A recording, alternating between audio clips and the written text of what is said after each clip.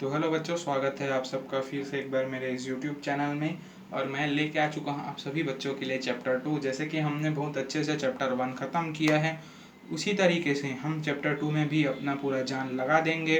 और आपसे मैं एक रिक्वेस्ट करूँगा कि आप भी वीडियो को सपोर्ट करें। तो चलिए शुरुआत करते हैं प्रिंसिपल ऑफ मैनेजमेंट में। तो सबसे पहले शुरुआत करने से पहले मैं आपको कुछ बातें बता देता हूँ। तो इसमें हम कवर कर रहेंगे principle of management, concept and significance, Fayol principle of management और Taylor scientific management principle and techniques. तो यहाँ पे हम कवर कर रहेंगे। तो चलिए अंदर आते हैं। तो बच्चों देखो कि जैसे कि ये प्रिंसिपल ऑफ मैनेजमेंट है। अब हम मैनेजमेंट किस चीज़ का करते हैं? ऑर्गेनाइजेशन का करते हैं। ऑर्गेनाइजेशन में काम करने वाले एम्प्लॉयज़ का करते हैं। तो प्रिंसिपल का मतलब क्या होता है? आखिर प्रिंसिपल है क्या?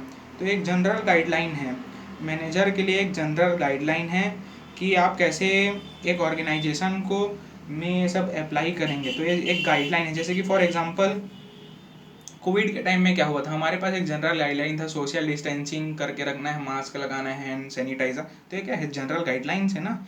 सिर्फ वैसे ही ये मैनेजमेंट के लिए कुछ जनरल गाइडलाइन है जो भी हम आगे पढ़ेंगे।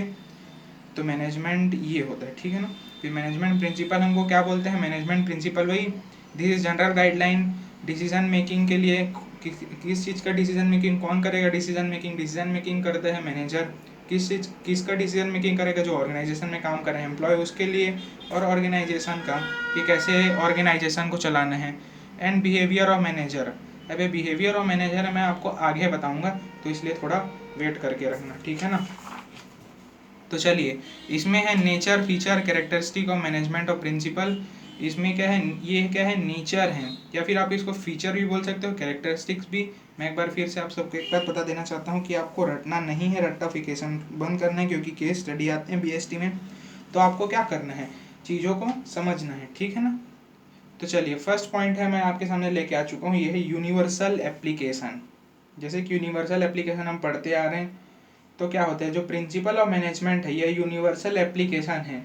आप एक कंट्री में हैं, दूसरे कंट्री में भी कम ऑर्गेनाइजेशन है, आपके कंट्री में भी। ये जो प्रिंसिपल ऑफ मैनेजमेंट है, इसको हमको हर एक जगह में अप्लाई करना है, हर एक टाइप के ऑर्गेनाइजेशन में। चाहे वो साइज में छोटा हो, चाहे नेचर उसका प्रॉफिटेबल हो, नॉन प्रॉफिटेबल हो, कि या फिर वो साइज में छोटा या बड़ा हो, ठीक है ना।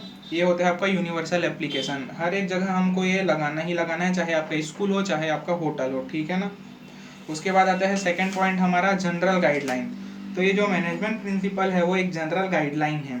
ये आपको कोई रेडीमेड सॉल्यूशन तो प्रोवाइड नहीं करता। जैसे बोलने का मतलब है, फॉर एग्जांपल कोविड के टाइम पे क्या आया था? एक जनरल हमारे लिए गाइडलाइन आया था, सोशल डिस्टेंसिंग मेंटेन करके रखना है, मास्क लगाना है, हैंड सैनिटाइजर यूज़ करना। उसी के तरह जैसे कि वो सब हम करते थे, फिर भी ये तो नहीं है कि ना आपको कोविड नहीं होगा। ये सिर्फ जनरल गाइडलाइन है। वैसे ही ये कोई एक रेडीमेड सॉल्यूशन नहीं है कि आप इस मैनेजमेंट प्रिंसिपल को लगाते ही आपके ऑर्गेनाइजेशन में सब प्रॉब्लम हट जाएंगे। तो ये सिर्फ एक जनरल गाइडलाइन है, ठीक है ना।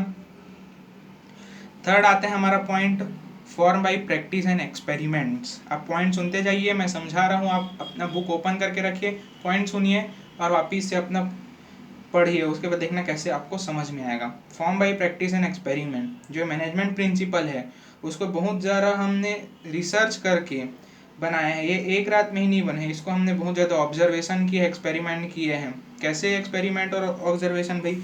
अब मैं बताता हूँ आपको। जैसे कि हमने खुद अपने ऑर्गेनाइजेशन में इस प्रिंसिपल को लगा के देखा है, या फिर किसी के ऑर्गेनाइजेशन में किसी ने लगाया है, तो उसको हमने देखा है कि उसका क्या रिजल्ट है। तो ऐसा form by practice and experiment, बहुत ज़्यादा उसका एक्सपेरिमेंट हुआ है, तब जाके ये मैनेजमेंट ऑफ प्रिंसिपल बना है, ठीक है ना। फोर्थ पॉइंट आता है बच्चों आपका, फ्लेक्सिबल। फ्लेक्सिबल कैसे?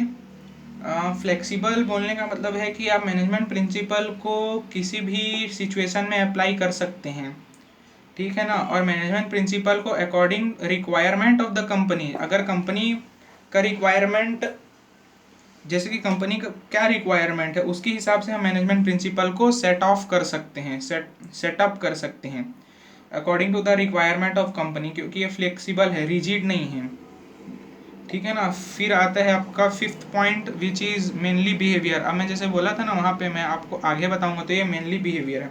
मैनेजमेंट प्रिंसिपल तो हमको गाइड करते हैं, इन्फ्लुएंस करते हैं, साथ ही साथ हमको ये भी गाइड करते हैं कि आपका एम्प्लॉय के साथ कैसे बिहेवियर होना चाहिए, ठीक है ना।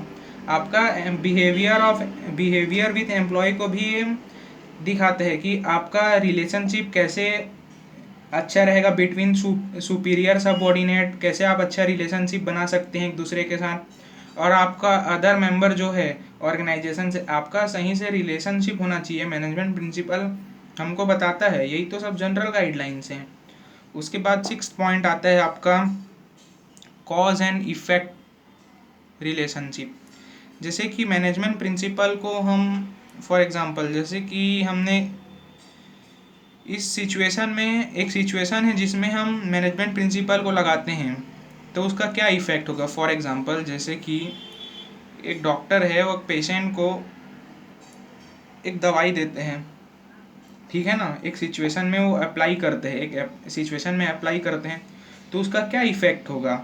उसी तरीके से ऑर्गेनाइजेशन में कॉज एंड इफेक्ट, अगर एक पर्टिकुलर प्रिंसिपल को हम एक पर्टिकुलर सिचुएशन में लगाएंगे एक प्रिंसिपल को तो उसका क्या इफेक्ट होगा। जैसे कि मैं बताया कि एक डॉक्टर एक पेशेंट को एक पर्टिकुलर सिचुएशन में एक मेडिसिन या दवाई देता है तो उसका क्या इफेक्ट होगा, यही है कॉज एंड इफेक्ट रिलेशनशिप, ठीक है ना।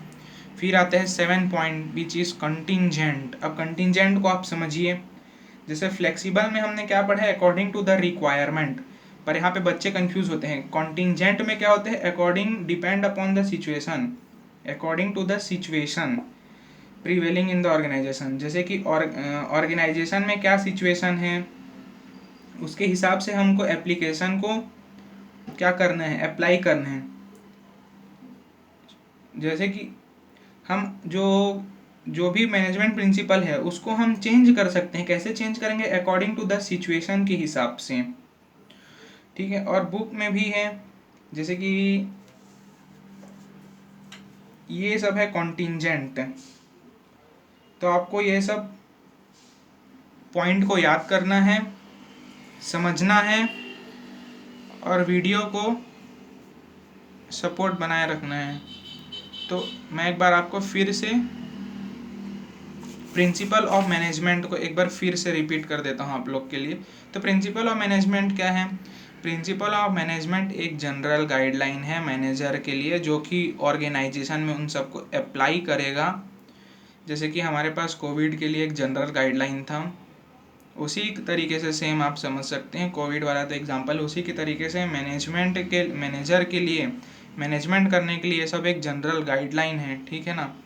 तो इसी के साथ हमने यहाँ पे अपना पार्ट 1 ख़त्म कर लिया है। तो मिलेंगे नेक्स्ट वीडियो में, तो उसके पहले चैनल को आप सब्सक्राइब कर लीजिए, लाइक कर लीजिए एंड थैंक यू। इसी के साथ बाय बाय।